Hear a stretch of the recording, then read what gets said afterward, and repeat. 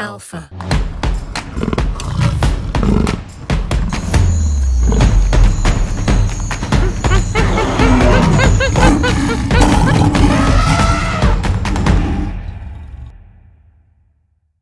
So we're going to be doing a really cool talk today. I'm going to talk all of you through my favorite images of 2019.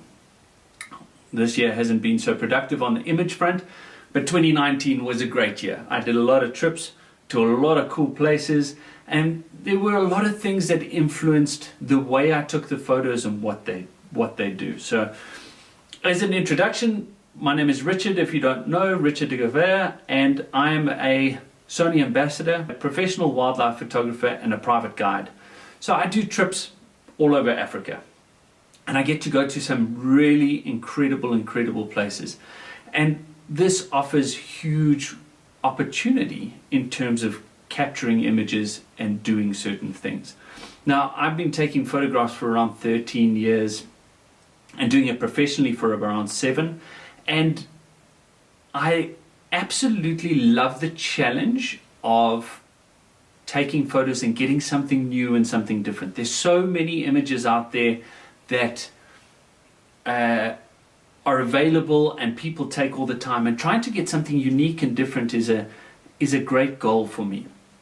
And because of that goal and that thought process, I like to try and create images in my mind before I take them. I have a very specific thought process that goes into what I do when I'm taking the photos and so on.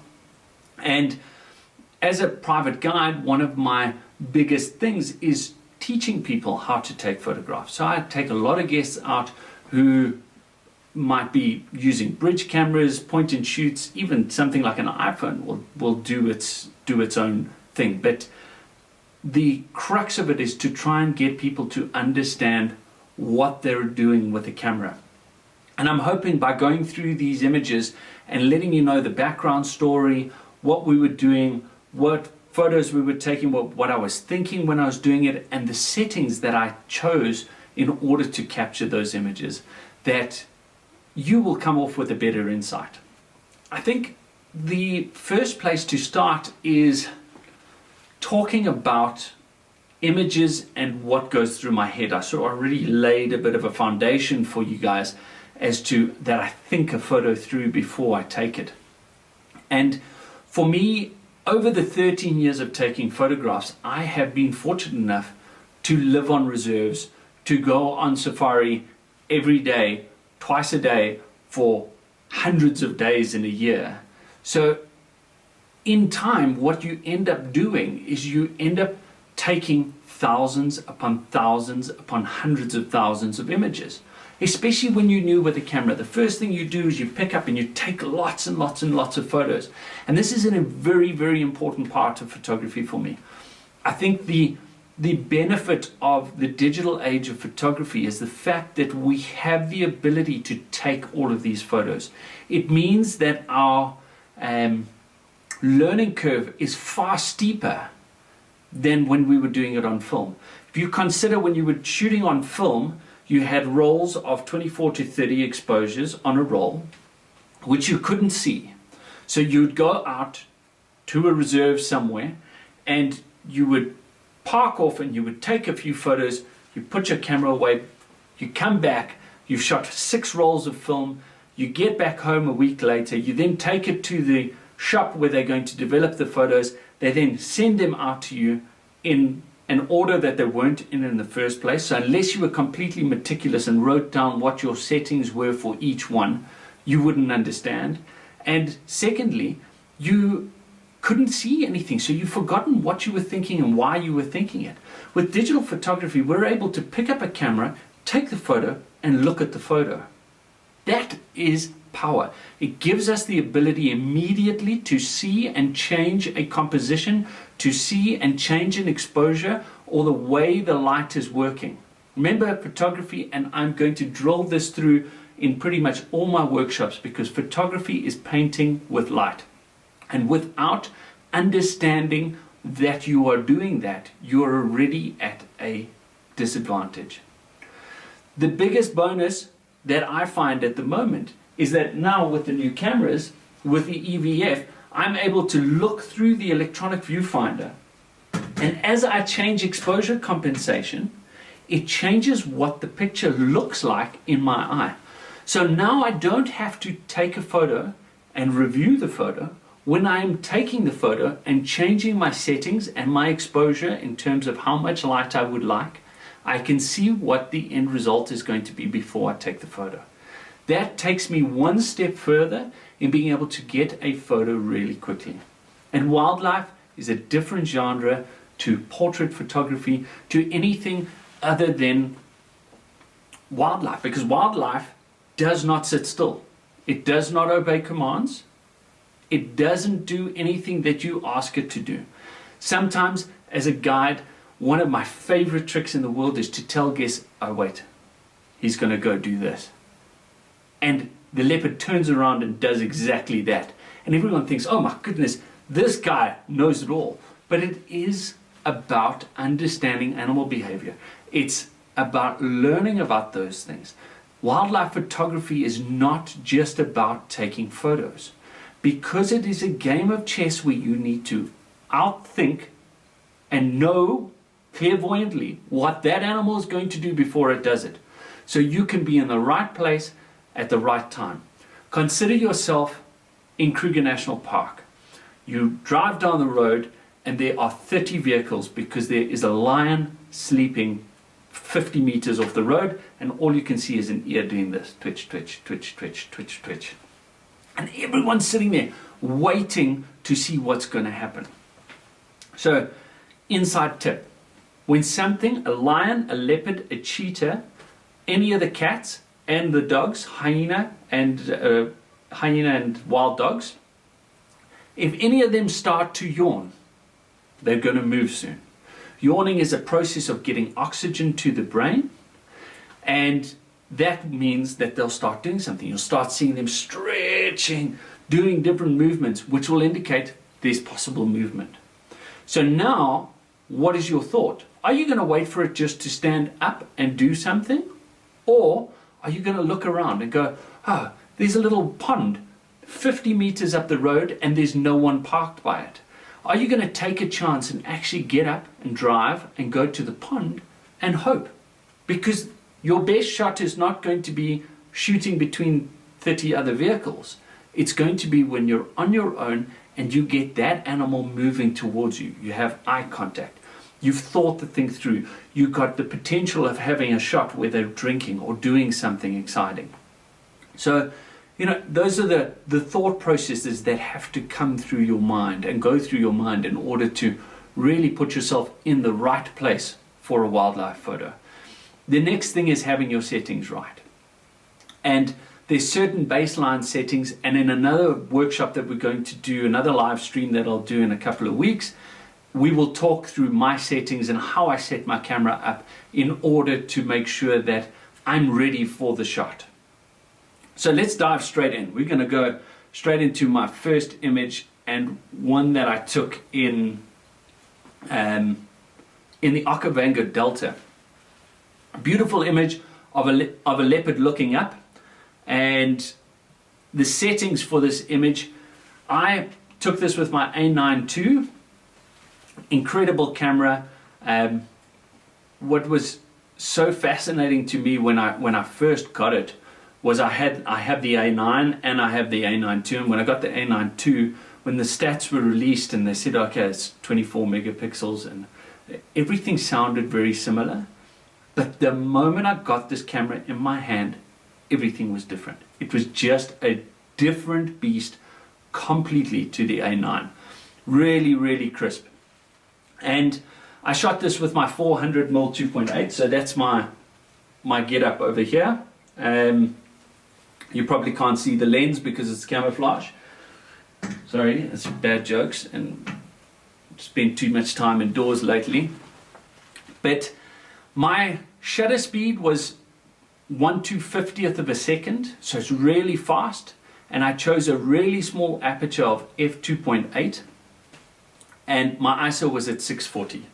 And when I'm taking a photo, I'm always thinking about what you, the viewer, are going to see and think of that photograph, what you're going to feel in that photograph, what question you're going to ask when you view that photograph. The second consideration within this photograph was background. And background became an incredibly important thing for me. Now, within this, and you can see me moving in the screen here, but just a movement as subtle as this can change a photograph completely. If you look to the right of her head, you will see a blue patch on the side there. And if you look above her head, there is almost like a little halo that goes over the top. Now, if I'd moved slightly to the left, which is my right here, it's confusing me, I would have had her head in the blue sky. And you would have less contrast than what you have there. Secondly, I was thinking if I went too far to the other side, so to the right, my left, I would have then put her head within all of those bunched up leaves that are darker and quite mottled. So you would have lost a bit of a definition. You want to try and make your subject stand out from the background. A very important part of wildlife photography is separation of subject from background. And your background then becomes the second most important thing after your subject. So I chose it like this, and then I put her almost in the middle of the image because of the way the termite mound rolls. You can actually see that diagonal, sorry, I've got to get this whole thing right, but the diagonal running across from the bottom, it ends in the bottom corner. And that creates a leading line which will lead you into where she is. Now, when we're doing this, the next thing was also how much space. I'm now stuck with a camera that is a set focal length, 400 mils, full stop. And as a secondary camera, I have the A9 with the 70 to 200. So if we were not far enough away from her to use the 400, I would have got the 70 to 200 out. Because I like space in my image. You can see she's looking up. And the initial question that I want you to ask when you look at that image is, why is she looking up? What is she doing looking at? What is she looking at? And obviously the smell of that carcass had brought in some raptors, some vultures that were coming in to come see if there was anything for them. They could smell it. So it starts a process where you're asking questions about an image. You're thinking about why I was taking it, what was happening in the situation, and how that was rolling on. The next thing I want to point out is that my ISO is at 640. If I had money if I got paid for every time somebody said the ISO is too high, I would be very rich. Because for me, it is one of the most complicated thought patterns or underestimated thoughts within photography. We're so stuck in this idea of film that you couldn't shoot above 400 ASA, or you could, but you'd get so much grain that it wouldn't make the image all right. Now, there is only one photographer in the world that will look at your images up close like this, right in front of their face, and it's you. Because we're always looking for the sharpest image, and then we go, oh, there's too much noise. Images, once printed or looked at from a distance or on a phone, do not show noise. It is about capturing the image. It's about ensuring that you get the image you want. You want a sharp image, and how do we get a sharp image is one, by focusing well on the correct thing. Now, I'm cheating because with the A9 II, I have animal eye autofocus, and I don't even have to look for it. All I have to do is point the camera in the direction of the animal, push focus, and it goes, oh, there's the animal's eye. So I'm cheating, but I like my cheating, so I'm going to use that. So focus, I've got. The next thing is I'm now holding a beast that is much lighter than all of its counterparts, but it is still a heavy thing to carry. I need to be able to make sure that I am going to remain stable enough to not create any camera shake. If I have camera shake, I'm going to blur that image. we're going to get streaking. We're not going to get the detail on the fur, the detail of the whiskers coming across. All of that will fall away. And that, for me, means we're losing. So I need a fast shutter speed. Rule of thumb is that it's normally 2 to 3 times your focal length. This is a 400mm lens. I need at least 800th of a second. I've gone 3 times that to 1250 because I handhold that. Guiding guests, if I was on my own, I would have a whole bird swing system and everything, and I would have space around me to move around. But in this case, I have 6 other people on the vehicle with me. My emphasis is 1 on getting a photo for myself and for them because I take photographs for them, and 2, that they get to see and experience and take photos like that.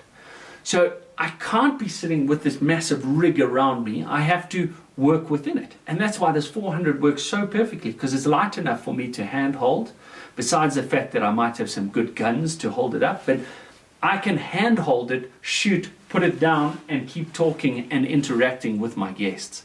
So this is a very important part of what I perceive this to be. So I want a very fast shutter speed to be able to handhold it. It ensures that my pictures come out crystal clear, and a very shallow depth of field. That's why I did 2.8, because I wanted to blur that background and create a nice soft matte for her to be against. Paul asks, please, how do you sell your wildlife images and how do you fund your travels to go shoot?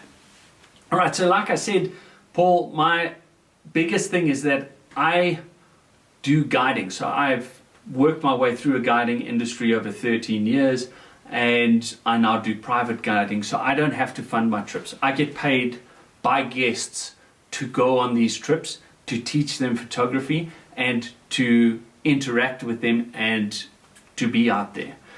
In terms of wildlife images, I have a website which I sell off of, and most of my income doesn't generally come from selling wildlife images, and the reason is because the market is incredibly saturated.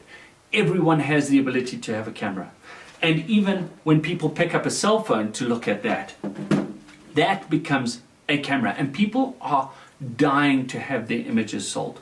When people were shooting on film, when photographers were shooting on film, not everyone could have the time or the patience and the wherewithal to get a good photograph. Now somebody gets a half decent image and they want to sell it, and they'll sell it for cheap. $1, $2, $3. Meaning that wildlife photographers don't make the largest amount of money from their selling their images. It's more from the guiding side of things and the tuition side of things that I think a lot of wildlife photography has taken off, and a lot of people doing these sorts of trips. Right, let's move on to the next image. You can see what was going on. Again, that was with the A9 II and a 400 2.8. It's very much a camera that I will pick up first in order to look at things depending on what the situation is. My shutter speed was again 1250, so that's pretty much a starting point for me. And because the light was better, my ISO was lower at 400, and I'd actually bumped my f-stop up to f4. So I will be shooting in aperture priority, primarily on the faster lenses. So anything that's a 2.8, so the 400 2.8 and my 70 to 200 2.8, I will shoot in aperture priority because I have a lot of wiggle room, and I know when I'm at low apertures that the speed of the shutter will be fast enough to be able to freeze everything. And I'm constantly, when I'm looking through my eyepiece, I'm watching those settings to make sure that they're okay, and I'm changing everything on the fly. So if the shutter speed's not high enough, I'll go to f4, go, oh no, shutter speed's actually at 400. I'll change my ISO while looking through the eyepiece so I can make sure that that shutter speed gets up high enough. And as we were looking for these guys, what was really cool was the guys that actually, other guides had called in and said to our local guide, no, we've got the lions, or we've got tracks, and we were all tracking and moving around. And the delta is huge. We were in a concession called Vumbra, in Vumbra Plains. And the concession is massive. Blocks are huge, and a block is defined by an area that is surrounded by roads, so it's just wilderness. And the guys are trying to track and find, and we could hear a little bit of grunting and noises and everything, and we were moving around, and eventually we got them as they were walking out into this massive open floodplain. And because we'd gone at the right time of the year for the flood, because the delta floods in winter, so waters come down from the Okavango, down the Okavango River from Angola, and actually flood the whole delta, but there were massive droughts. So a lot of these floodplains were left open. And these lions had a whole bunch of cubs. 2 lionesses made their way out of the brush. They were looking out for anything and moved over to this termite mound. And much like us, if you're trying to see far, you want a vantage point. So we saw that there was a termite mound, and we moved round to the other side of the termite mound. Again, not thinking about the photo that's going to happen right now as they're walking. We want to get the photo there when they get there. So we'd moved all the way around the other side, because I understood that the lions were going to come out of the bush and all approach to wherever the 2 main lionesses had rested. So they stopped on this termite mound, and they were looking off into the distance because there was some lechwe there. There were 3 little warthogs that were moving around, and they came up. And once the lionesses had come out, the cubs all started to come out. And one of the strongest things that's going to happen with lions is they love to rub heads together. The rubbing of heads is a solidification of your family bonds, ensuring that you always do it to somebody that you think is superior, so they'll rub heads. And the cubs will always going to come in and love and rub heads with the mothers, besides the fact of trying to entice them to go hunt because they were hungry. So I waited for the shot. This shot was one shot that I was just going to wait for. And as this cub walked up, I was ready, and I wasn't shooting for the cub. I had now thought of my composition, moved around. I cropped this in a touch, so I'd left enough space around in case something changed. I made sure that at the bottom of the image, I didn't cut off any paws. Their paws are almost resting on the edge of the image. And as this baby came up, I was waiting, and at 20 frames a second, I pushed the button, and it just went and rattled through the images. Now I'm knowing that I can trust my eye autofocus because that's locked onto the eye, and as that baby's moving, it's getting along. And I specifically chose f4 on this one rather than the f2.8 on the leopard photo because I wanted more depth of field. I understood that there was going to be a discrepancy between the cub's eye and mom's eye. And in photography, or within the camera, focal distance, or the amount in focus, moves improportionately front to back. It will move backwards 2/3 and forwards 1/3. So it's not half-half. It's 2/3 forwards, 1/3 backwards. So you're always aiming at the closer animal. So I didn't want to get her. If I'd gone for her eyes to be in focus, more than likely the cub would have been out of focus and more of her back would have been in focus. So these are the thought processes that are going through my head while we're doing it. The next thing, when we had set up, was setting up at a beautiful spot where she's sitting on a mound and there's a clean background. The background was miles away because it's such a big open plain, and it creates this beautiful bouquet at the background, bokeh, whatever you want to call or pronounce that word, tomato. It goes all the way back, which completely separates. There's nothing distracting behind the animals, which then allows for things. And also notice how I didn't cut off the ear. Her ears are still intact. And I cropped it nice and tight around there to sort of keep everything compact and neat. One question here from Esley asking, "Hey Richard, hope you're well. I would like to find out what your go-to lenses are for wildlife photography." So Izzy, the biggest thing for me on this is the fact that it's determined by my trip and where I'm going and what I'm doing. So I choose lenses based on what I can carry. A lot of my trips, because of the fact that we're locked into weight restrictions, I have to think very carefully of what it is. My first choice for a ultimate safari sort of kit is my A9 II with the 400, that little beast. And then I will also have a 70-200 on the A9 as a backup image, so that a backup camera. So that way I have one that has a bit of telephoto. If I need, I'll use a teleconverter on that, and the teleconverters are incredible. Or I will use, and then the 70-200 is for more putting my the wildlife in the landscape. I like space. I like creating animal landscapes within it. So I'll use that as a secondary camera. And then I always have a wide angle lens, be it the 24-70 or the 16-35, which I'll use for bigger landscapes, for starscapes and things like that. Let's move along to the next image. Right, this is really very close to one of my favorite images for the year. And I was on a private trip with one gentleman, and we went through 4 different reserves from Botswana into South Africa, and it was just a really cool trip. It was very photographically oriented. This gentleman was more knowledgeable than I'll ever be, because he was a metallurgist, and he took photos with electron microscopes. His theoretical knowledge on photography, I've never met anyone with such theory. But what we loved doing, and one of the things we wanted to do, was do star photos. And I love doing panoramas of stars, where we can create and see the Milky Way from one end to the other. And in order to do that, you've got to set up your cameras very specifically.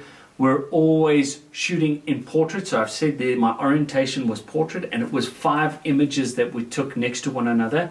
And I actually use a Wimberley sidekick to be able to hold my camera vertical. And then on the ball head, I use the degree markings on the bottom to very carefully make sure that I have the right overlay.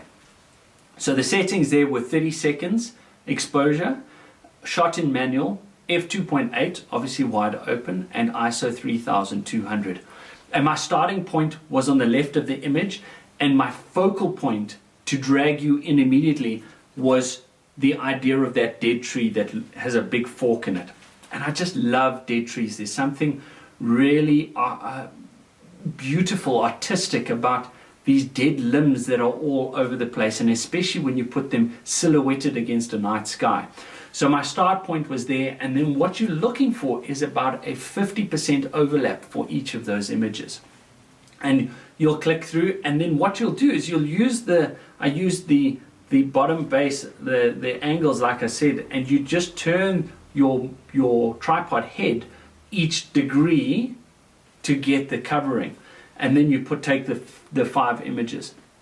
And what's amazing is it's really easy then after the fact in Lightroom to stitch this all together. It is merely a fact of highlighting those and right-clicking and saying photo merge to panorama.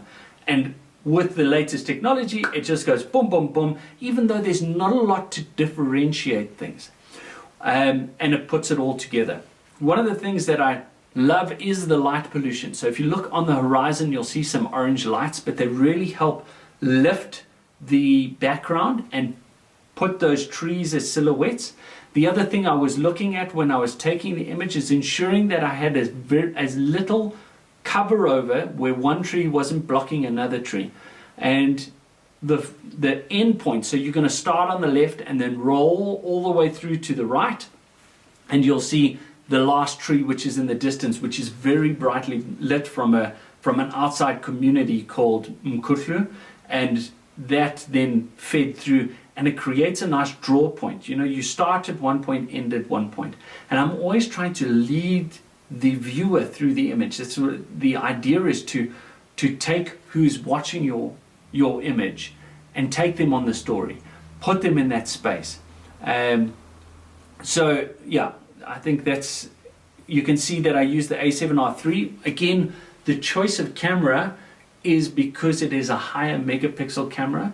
It's 42 megapixels, so I have, this image is huge. In real life, this image is like 1.2 gigs because of the 5 images being stitched together and everything once it's been completed. But it allows me then to print that big. So that's a big part of that. And then the 16 to 35 is my go-to. And like I say, portrait. And 16 mils is a great width, because even though when you're taking something, if you look at the distortion on a lens, as soon as you move a very wide angle lens and you move something to the edge, it will bend. So that initial tree on the left hand side, it on the second photo was almost sitting at 45 degrees to the ground, which it shouldn't be. But the computer program still picks that up and stitches them all together to create something. Charmaine Fenter asked, do you shoot at the Mara? And if so, is a 600mm absolutely necessary, or is a 400 sufficient due to luggage limits? I have a range of wide angles, 50, 70 to 200, and the 400, and not sure if I must hire a 600 for a trip to Kenya in September. Charmaine, 600s work really well in Kenya. They really do. In the Mara, they're always a welcome thing, because the longer your focal length, the better your bokeh at the background. So your drop off in the background, like in the leopard shop, will be a lot better. And you're also a lot more confined to roads depending on where you're going, unless you're going to some of the private concessions. So I would bear that in mind and think about that when you're doing it. But if you're worried about luggage restraints or constraints, it might be easier to hire a teleconverter, a 1.4 times and a 2 times teleconverter, to put on your 400mm, thereby giving you effective almost 600 mils on the 1.4 and 800 mils on the 2 times, which will give you a little bit more room and not an extra lens to carry with you. Or if you're that worried about it, I would then leave the 400 at home and just take a 600. But I think the idea of the teleconverters is probably the best way to move forward. All right, the next one we're going to look at is a image I took at a reserve called Mashatu, and they have this really cool, they've got this really cool underground hide, and this underground hide is at eye level with the water. They literally have a channel where the water comes up to the edge, and they've got a little moat to try, and when the elephants climb in, it often overflows and you will get there and the guys will be mopping the floors because the elephants have splashed mud and everything inside. And it creates a really cool spot for getting images, and I love reflection images. They defeat the rules of photography, because you're now not working in thirds, you're working in halves, and you're trying to mirror what's on top and bottom. One thing that I can say is that when these guys came up, the background was a very important part of this image, because of that really blue sky, and it created such nice depth through the image. And at this stage, I wasn't able, because of weight restrictions, to take the 400 2.8.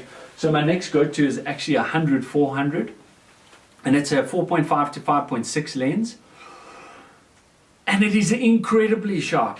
And in a situation like this, where you are so close to things, you want the ability to be able to pull out and push forward. So in this case, I'm not carrying my 70 to 200 and 400 with me. I've just got the 100-400, because it basically covers all those bases. It allows me to zoom in and get a close-up on a head, or zoom all the way out like I did here, and this was shot at about 100 mils.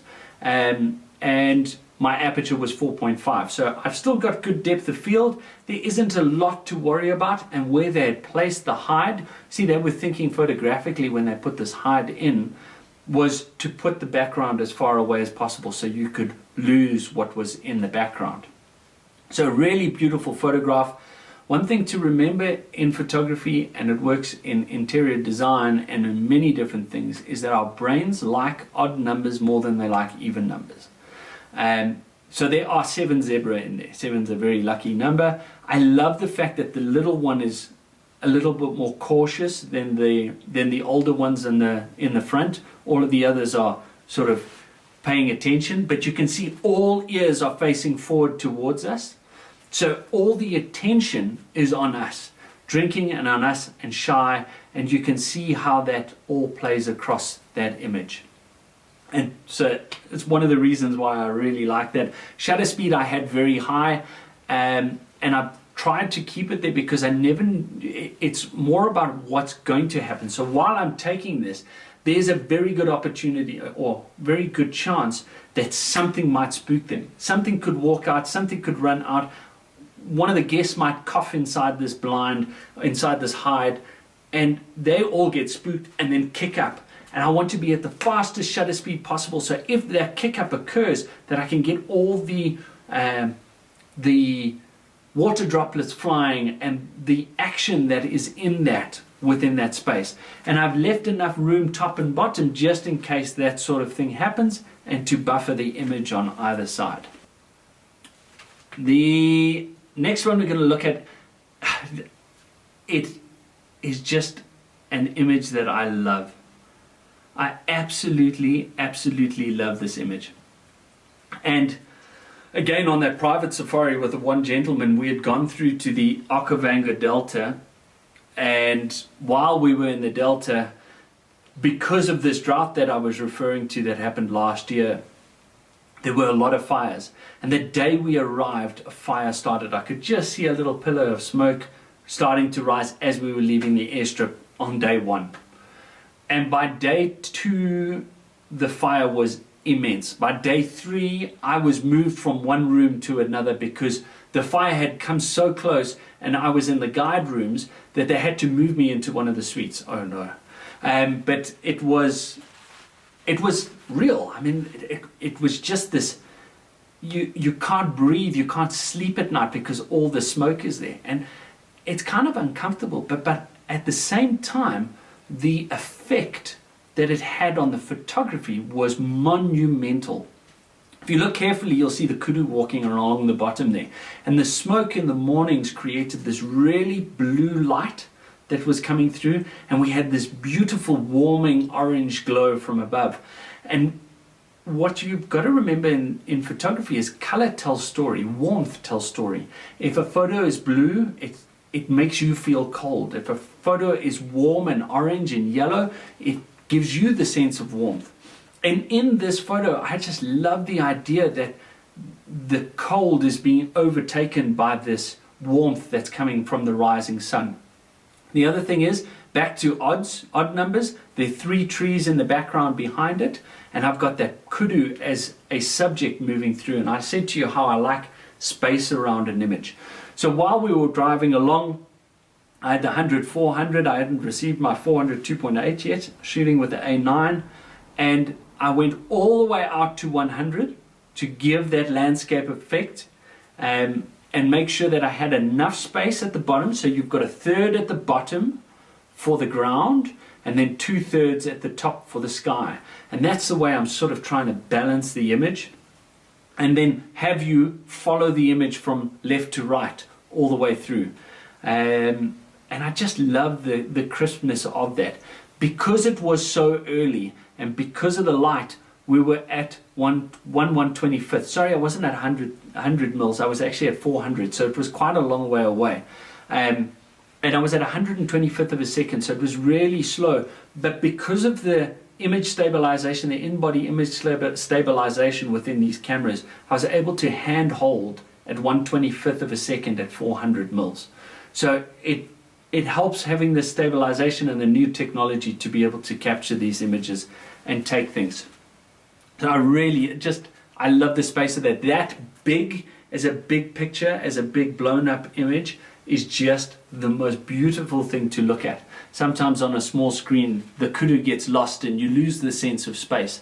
So certain things are shot for social media, other things are shot for print.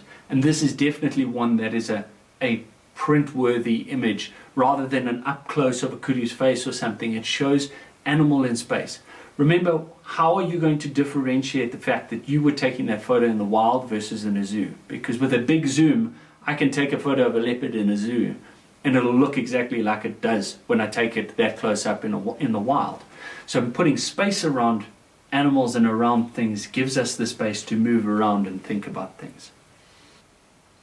All right, so next image is a crazy image that I really enjoyed from another trip. This was when we were on the Chobe, and we were on our way back in the evening, because you go on a boating safari every evening, and you're moving along with the boats, and you're cruising because the guys are trying to get back before the sun sets. So you can see the orange light at the top of the image.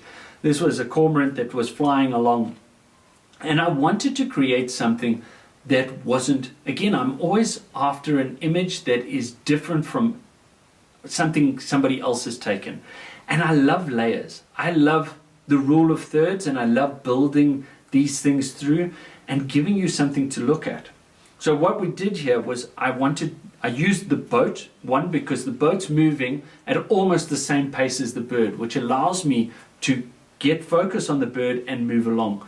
Focus becomes less important because I drop my shutter speed to 30th of a second. So because I'm choosing a panning shot, and because shutter speed is what I want, I'm going to go to shutter priority, and I went to 30th of a second. And at that point, it's automatically, the camera's going to push the aperture and close it down, stop it down to f22, and the ISO I kept low at like 250th, so I had some dynamic range. So what ISO does as we go higher, and in number, it actually lessens your dynamic range. So it lessens the amount of detail that's stored in highlights and shadows. So if I'm trying to recover shadows from an image that has 3200 ISO, I'll get a very grainy feel to that because there's not as much detail put inside it. Whereas if I'm down at 100 ISO, I will have far more control of pulling out things. That's why landscape photographers always shoot at really low ISOs. For us wildlife photographers, a lot of the time we're trying to capture movement and things around that, so we'll push that along the way. So we push that up. But now for this, because we're at such a slow speed, we need to be lowered down. And then it's a case of basically a 1 in 1,000 shot, where you're going to be pointing the camera and you're going to lock on focus, and I will use the lock on focus in mind. So the little green block will follow what I'm focusing on. Click, and then I compose, and I just follow it. And I'm shooting at 20 frames a second, but it doesn't matter because you're not going to get 20 frames a second at 30th of a second. So it's going and the most important part of a pan shot is following the subject at the same speed it's moving. What that allows is for your subject to be more in focus. In this, I'm really slowing it down and trying to create the blur, but you get that subject against the blue background, moving onto the green grass, moving up to the yellow top part, to the sunset that was above.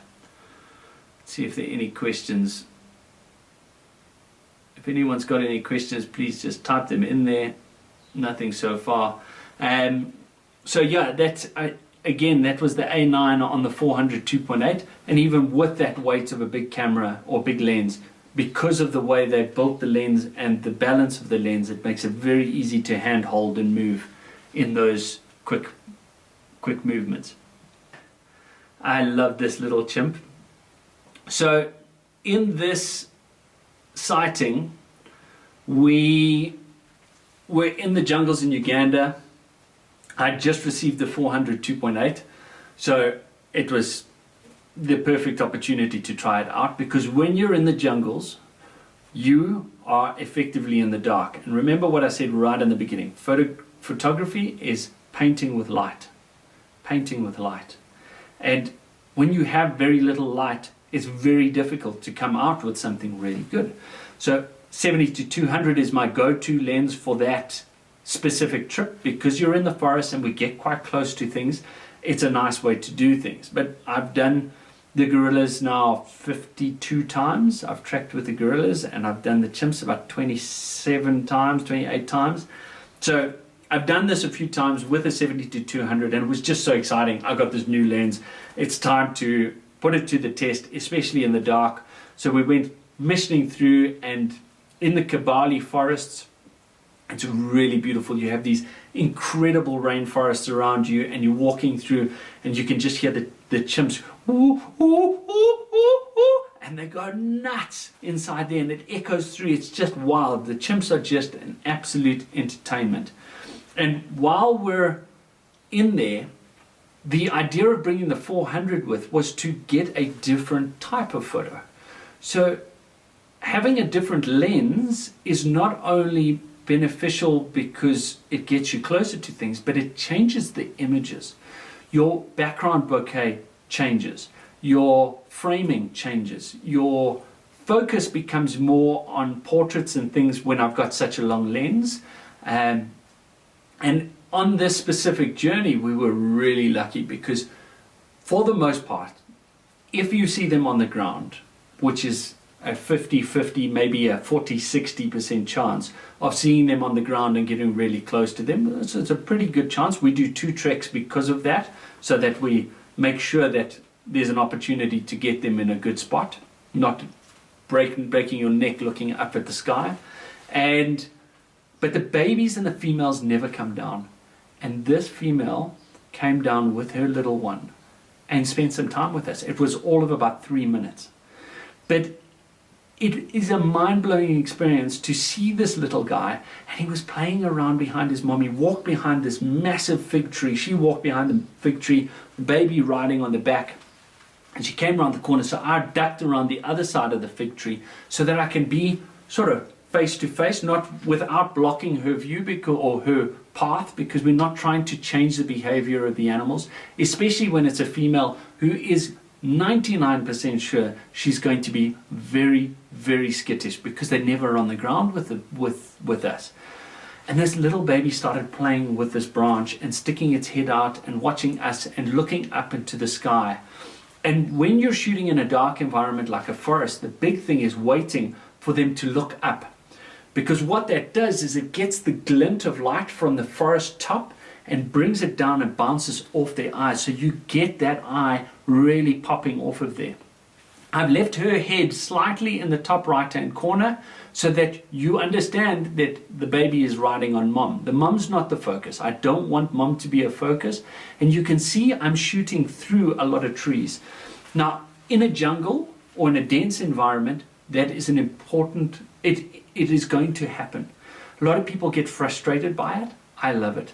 For me, it creates a feel and an image that says, I have snuck into their domain and peered through a little gap in the forest to capture that spot.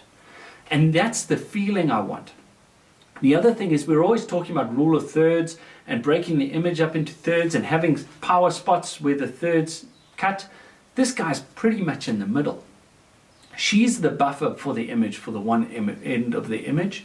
And the little one, I'm breaking the rules because I want it to be the center of attention. Rules are made to be broken. Don't always stick to them. They're a great guide, but not always perfectly correct. So think about what you're doing when you're doing that sort of stuff. If we go back to the settings, so I was with the A9 with the 400 2.8. And because it's so dark, even at f2.8, I was only shooting at 1/60th of a second at 2500 ISO. So it is incredibly slow. This is where in-body image stabilization changes your world. Because I am able to hold, handheld, a 400 2.8, which weighs 2.8 kilos, 5.6 pounds, almost 6 pounds worth of lens, excluding the body, and keep it steady enough to get a pin sharp image. And within that, I think I must have taken 200 photos of this little one in every single way, shape, or form that it was. And the whole idea was to pick one out. And you probably sit there going, to go through 300 images of one animal, of one thing doing the same thing over and over, that must be torture. I don't. I only look for the ones I want. That is the most important piece of advice I can give you, is look for the image you want. Once you find it, pick a few of them and then separate that, and then you start editing. If you have to look at every image to see that you find one that's sharp, move on. Look for the pose you're looking for, find that it's sharp, move on.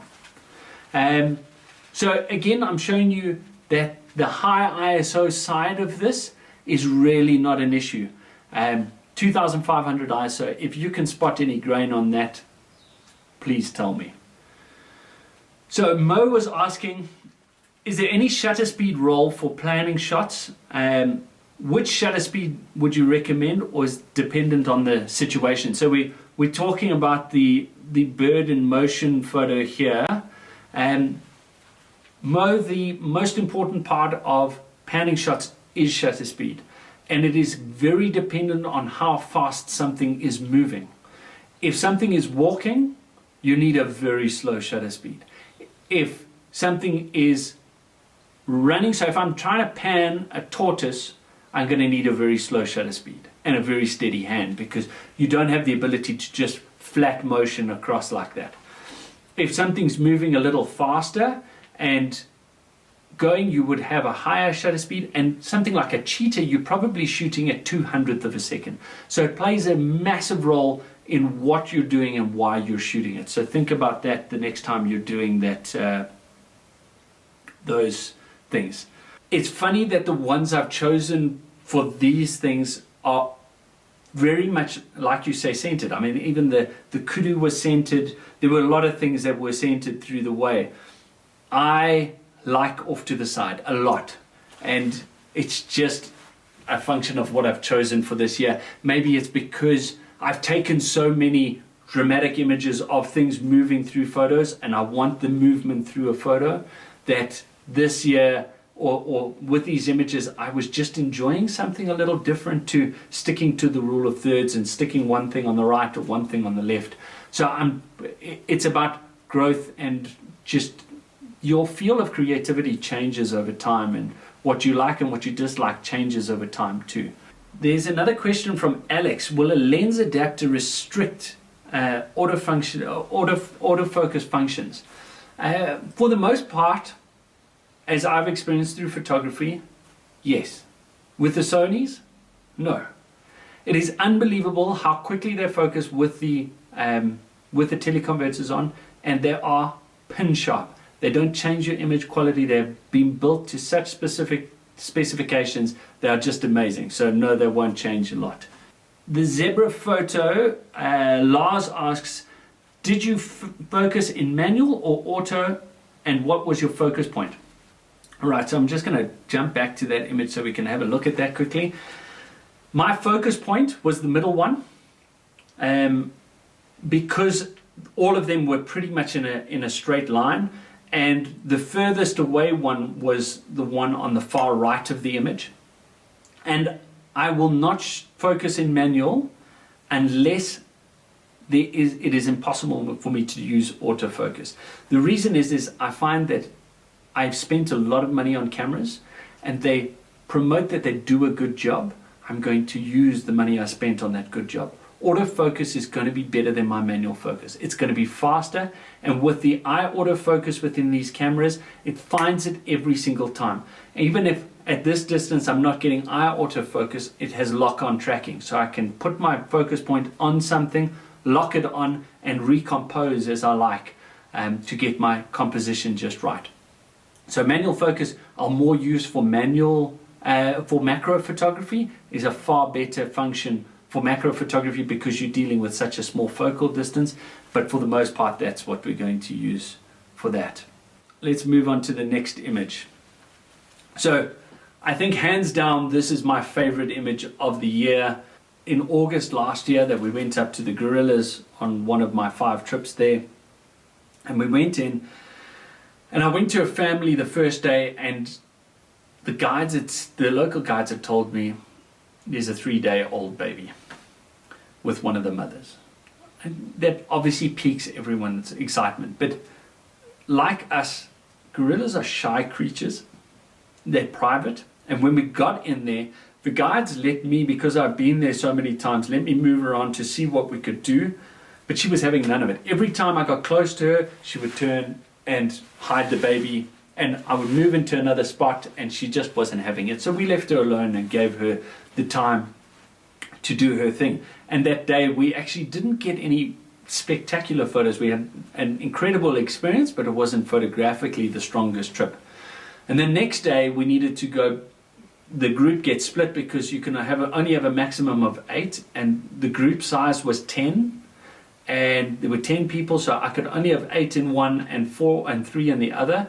So we had split the groups up, and I went with the other group again to the same family.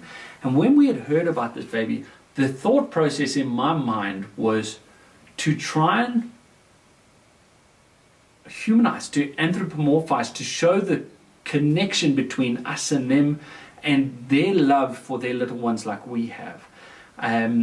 The gorillas is an experience that is second to none. It really is quite incredible. The closeness that you get to these things is ridiculous. And at the same time, my wife was pregnant.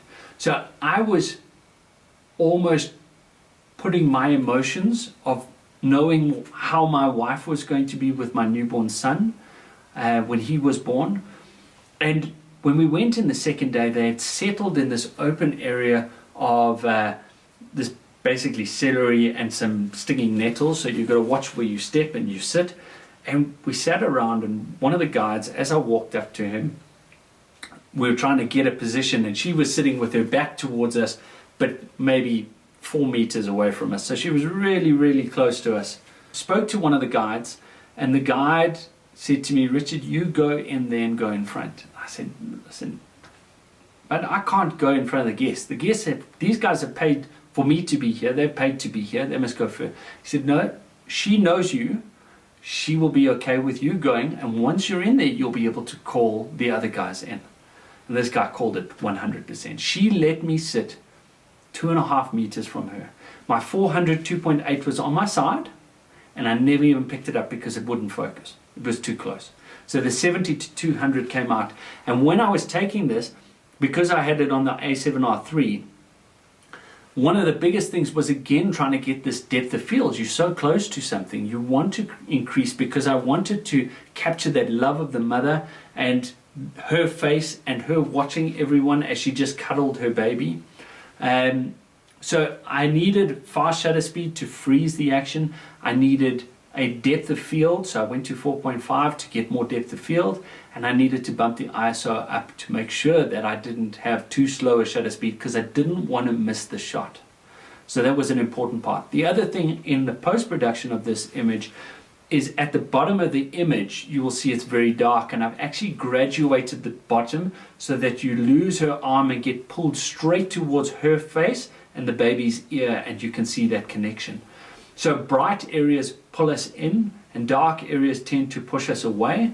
If it's too black, and it might pull us away towards the dark areas, but in this case, right in along the thirds. And back to your question earlier, Rudolph, about the tendency. You can see in this image, I've actually moved everything off. So her face is on the top, on the PowerPoint on the top right, and the baby's closer to the PowerPoint on the bottom left. So I've thought about that as a composition. We got to sit there with these guys for ages and ages.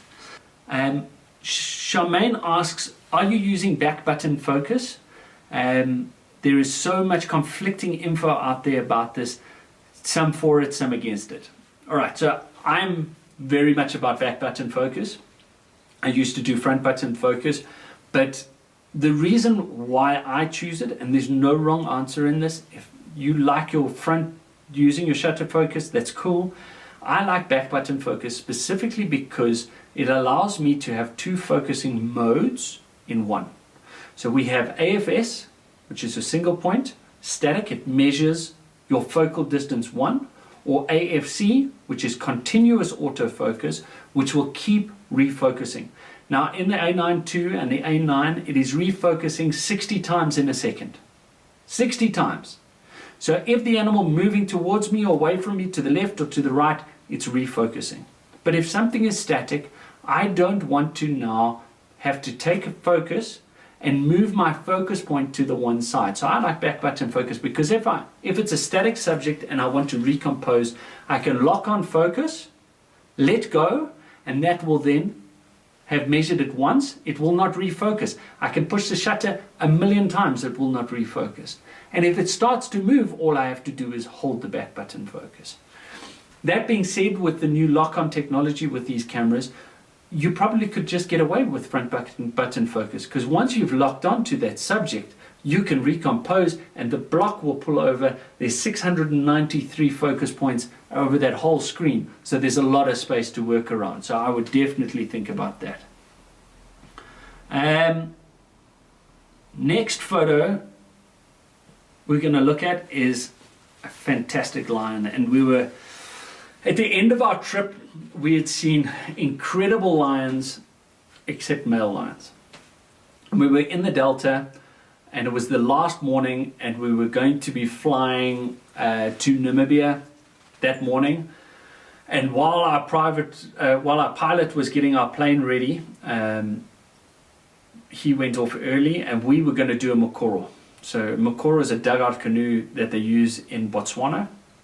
And what you do is you go, and there's guys, and they pull you along, so they push you along, and it is beautiful. It's so tranquil. It's zen, man. It's like, oh, because you're just sitting in this absolute tranquility, which was destroyed by the sound of a lion roaring itself.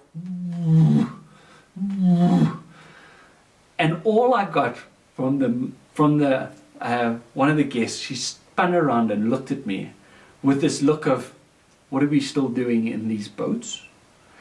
So we carried on for about 20 minutes, and we could now hear the rally, because what was happening was one lion was calling from one side, and there were 3 other males calling from another. So this one male had started intruding, and the 3 boys were coming out and saying, not a chance, you are not getting away with this, we're going to come push you out. So we turned the Mokoros around. It was the shortest Mokoro ride ever. Bent back to the thing, packed our bags, jumped in the vehicle, and went looking. All in the meanwhile, our pilot is busy getting our plane ready. Beautiful PC-12 turboprop, and he's sitting inside the plane, walks outside, and there are 2 lions scent marking around there. So he was locked on the plane while these 2 males were moving around, and we found the other brother who was on a mission. He just wanted to kill this other male, and he was moving with such intent, and everything was perfect. And the lighting was beautiful because it was a soft overcast. So it's like a big softbox, like I've got on the right here, lighting up my face. It's not a harsh light, it's just the soft light that was coming through. So you have no shadows over the eyes, which cover the eyes, and we want the eyes. You want the intensity of those eyes. And what we kept on doing was looping around far in front of him and waiting for him to keep walking and hoping that he would walk straight towards us. And that's what I love about that image, is because he's walking straight on towards us. So notice how I've got 1,000th of a second. He's not moving too fast. We've got the 400 2.8 on the A9 II, and aperture is set very small because I want a big drop off very fast. And because of the fact that we were in a vehicle, and the Land Cruiser area is quite a high vehicle, and yes, a lion is a big thing, but you want to be at eye level, you want to be as low as possible. So I'd actually climbed down into the well of the thing and was shooting on top of the door, so I could be as low as possible to get to the best eye level with that lion as I possibly could. And so we went shooting along with that, and he kept on coming. I took hundreds of photos, but that was the one that stuck out. You can see the intensity in his eyes, the incredible, I can just see the anger in him. And it was just an amazing sighting with him roaring all the time and going on. It was a beautiful, beautiful sighting.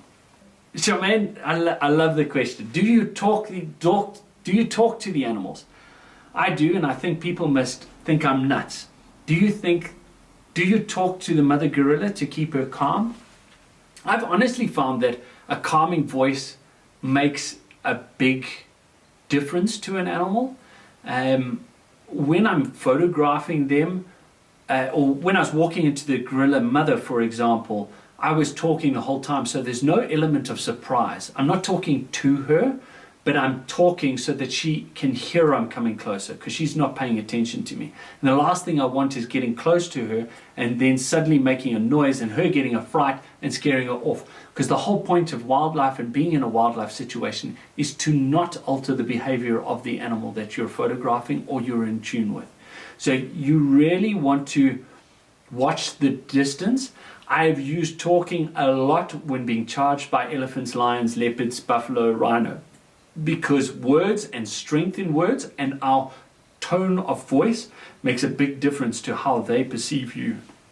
And in those dangerous situations, taking on a strong voice will get their attention and make them think twice about things. So when photographing, not too much. Rudolph asks, are you making use of the stabilization, having it on or off? I'm always got it on.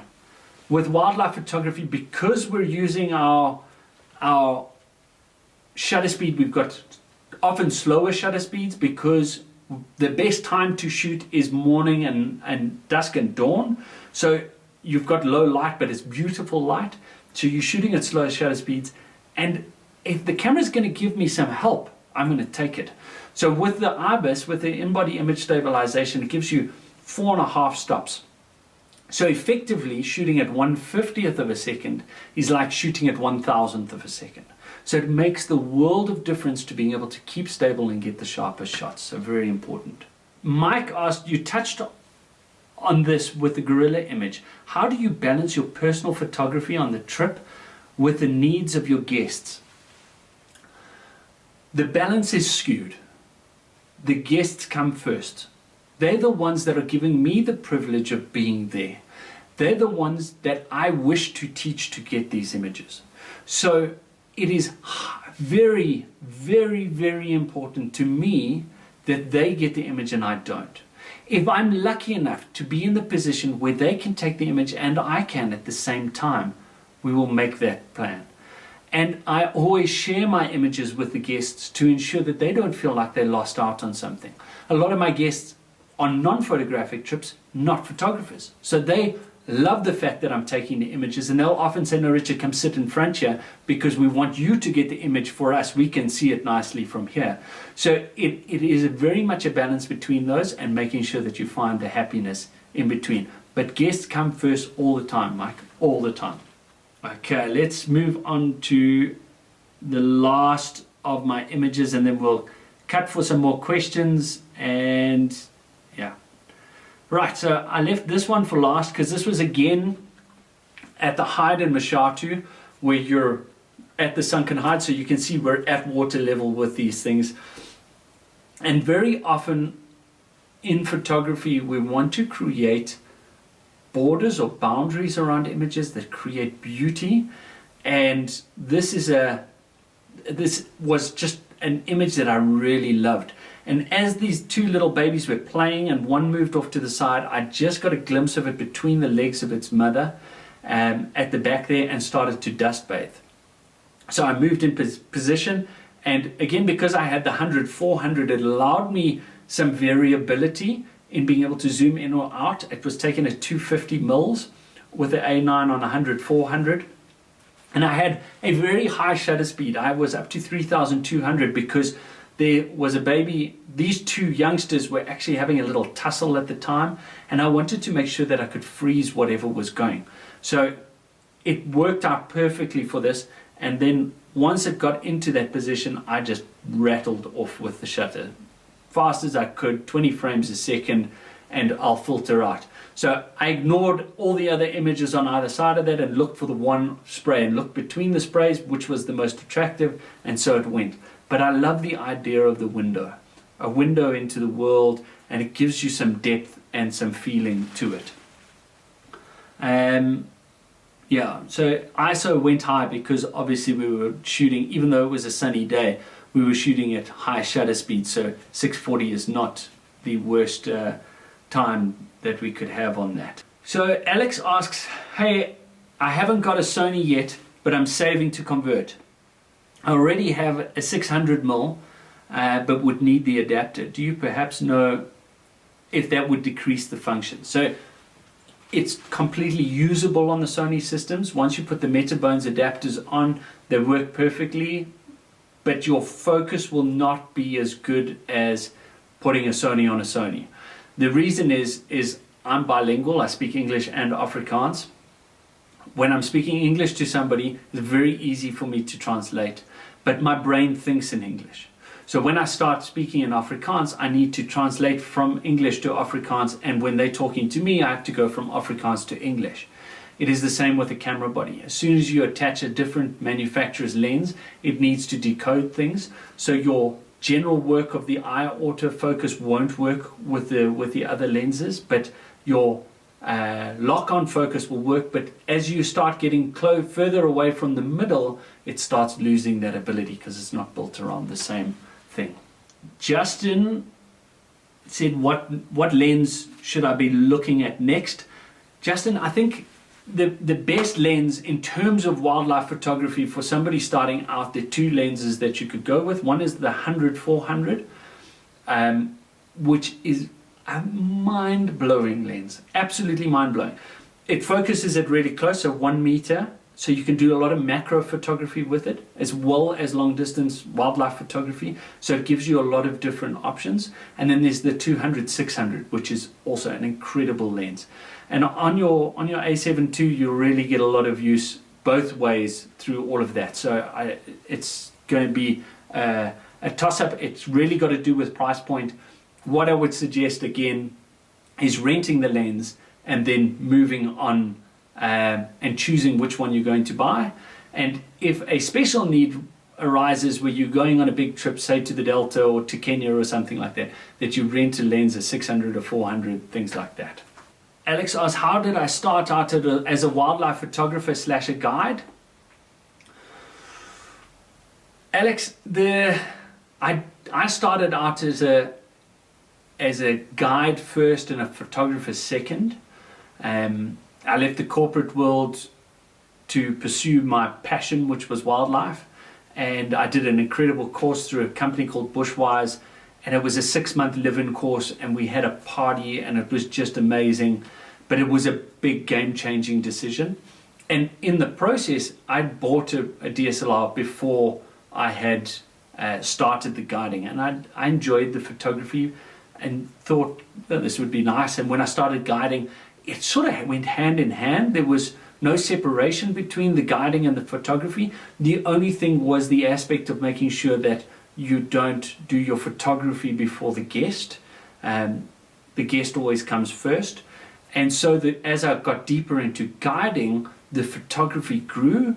And as the bug of photography bit, the more I learned, the more I wanted to teach, the more I created a niche for myself to do photographic safaris and teach photography and be sitting here now with you chatting about this. So that's the short, long and short of it, but that's about it. Lars asks, do you shoot mainly in aperture priority? Lars, it has to do with two things. Which camera am I using? 2.8 fast lens, I'm going to shoot in aperture priority because it is my primary thought process is blurring background and depth of field. If I'm shooting with a slower lens like the 100-400, which is 4.5 to 5.6, I'm going to shoot in shutter priority because very often my shutter is going to be too slow in low light conditions because I'm going to be sitting at 5.6. So it is very much a function of what I'm doing. If I'm shooting a pan shot because I see the pan potential, I'll go to shutter priority. If I'm shooting a landscape, I will automatically go to aperture priority because my depth of field is my priority. Remember, it is what it says. I don't choose one or the other, I choose the most applicable. Is my shutter my priority or is my aperture my priority? That's how I would look at it, and that's the way I would move it. I do sometimes shoot in manual, but that's for very difficult light situations where I might be creating a silhouette where I can't underexpose or overexpose enough to create the image that I want. Charmaine, you ask about trips and whether I've got a website or anything like that. Guys, please just find me on Instagram. You're more than welcome to DM me. You can also look at safariarchitects.com is the company that I work with, and we do some really cool bespoke travel, high-end travel around the world. Just to remind you guys again about the 10% cashback promotion. The promo code is Richard01, and you can go to cashbacks.co.za. It'll give you all the information you need. This promo code is valid until the end of May, and it's on specific products. So just go onto Cashbacks. It'll tell you which products are available on that, and you can get the cashback from any of the authorized Sony Alpha dealers. Keep an eye out for some of the new workshops that are going to be doing. Marlon's going to be talking about his wildlife settings on Tuesday, and that'll be a great talk. Marlon's an incredible wildlife photographer. There are a lot of the ambassadors that are going to be doing some epic workshops over the next bit. We're in lockdown. We've got to stay together and keep ourselves busy. Hesty asks, when utilizing a tripod, is it necessary to switch off the image stabilization on the Sony? I had a Canon where it was not necessary to switch off the IS when using the tripod. It all depends on how long your shutter speed is going to be. If it is going to be a 30-second shutter, 30-second exposure, Hesty, what's going to end up happening is it is going to look for movement, and it's going to think there has to be movement because nothing can sit still for that long. So my advice is to switch it off. Even if the books say don't, I put it off. So I've got a menu, a function menu at the end, which I can set up my own menu and my menu, and in that I have a stabilization on and off, and I will switch it off. And that's mainly for my longer exposures. If I'm shooting with a 400 on a tripod, my shutter speeds are so short that it's not going to make too much of a difference with it trying to autocorrect those things. Alex asks, when you shoot in manual, when you shoot Astro, do you shoot in manual? Absolutely. Alex, you can't shoot, you can shoot in different modes, but your best is going to be to think that the computer inside your camera is dumb at that stage. All it is seeing is black. It cannot see anything other than black. It doesn't know what you're focusing on. It doesn't know what your exposure should look like. It doesn't know any of that. And when your computer on the camera does not know, that's when you take manual control and teach it. So my baseline settings are always 30 seconds, 2.8 and 3200 ISO. We're actually going to be running as soon as the lockdown is lifted and we can all breathe a little bit, and hopefully this virus has slowed itself down and stopped so that we can actually return to some normality. We're going to be running some astrophotography workshops both in the Drakensberg and down in the Cape to try and get some people where you'll be able to come on a whole weekend of epic star trails, lots of gear to play with, too much fun. Well, for those of you that are sticking around, I'm still here for a few questions for a few minutes if you're keen, but I really thank you for listening in. Thanks for dealing with our couple of teething issues. It's our first one. We're sure to make it work better the next time round, and thanks for all the questions and the interaction. It was really fun. And here's another question from Herman. Do you decide in the moment or pre-plan the shot like this? Herman, for the most part, the pre-planning is minutes before, but I am pre-planning. I'm thinking about what I want out of the image. It's not just about shooting the shot and then looking at it on the computer and going, oh, that's the way I want it. I'm thinking about how I'm going to post-process it, whether I need to post-process it, how the viewer is going to interpret it, what's the impact or the thought process that I want to put forward to the viewer, and how I want them to emotively connect to that image. So all of that is pre-planned, but that is pre-planned in the moment. So you have to, there's a little bit of both. And I mean, I've taken shots where I've thought about things long before. I'll give you an example. There's a gorilla that's beating its chest. I wanted to get that image for ages. I've thought about that image for ages. I've thought about what I need to consider before that happens.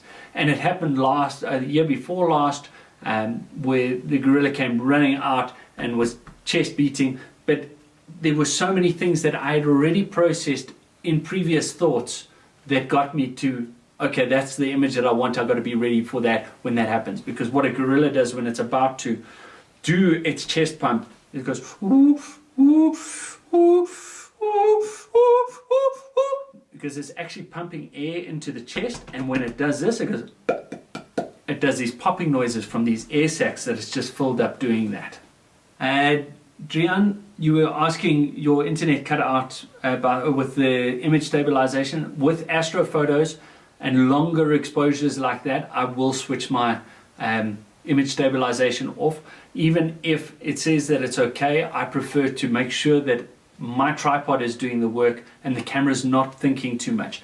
The idea behind everything I do is I want the camera to think as little, or I want to think as little as I can and give the camera the most to do. But in this case, I don't want it to try and decide whether it's moving or not moving, or if it should stabilize or not stabilize, because that can change everything. So I would rather have it off. Thank you all, guys. Really great chatting to you guys, and I really look forward to doing a whole bunch more of these. Please keep an eye out on Sony Alpha SA, on Instagram, on Facebook, and check out Alpha Universe, because this will be preloaded, or this is all being recorded and will be loaded back up onto the internet, onto the Alpha Universe under webinars for these things. So I really appreciate your time, guys, and have a wonderful Easter weekend for those of you celebrating. For everyone celebrating other things, please have a wonderful time, and most importantly, please stay at home. Please stay safe. Please think about everyone else around you. This is a very difficult time for all of us in the world, and we really want to band together. Last thing, if you want to win an A7 III, go on to Sony Alpha SA. We've got a 21-day challenge where we're doing fun things every day. Your name's going to go into a hat and be drawn out, and you could win an A7 III with a 2870 kit lens with that. It's for free. It keeps you busy, and we've had lots of fun. Go check my feeds. I've been having lots of fun with my boy, doing indoor safaris and all sorts of fun things to come to.